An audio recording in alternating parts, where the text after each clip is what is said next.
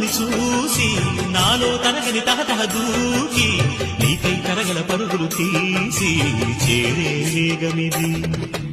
ఆరారు కాలాల వర్ణాలతో నీరాజనం నీకు అందించనా, ఏడేడు జన్మాల బంధాలతో ఈనాడు నీ ఏడు పండించనా. మరి తయారయ్యే ఉన్న వయ్యారంగా సయ్యద్దు ఒళ్ళోకి వాలంగా చూసుకొచ్చానమ్మా చూడు ఉత్సాహంగా చిన్నారి వన్నెల్ని ఏలంగా. ప్రతిక్షణం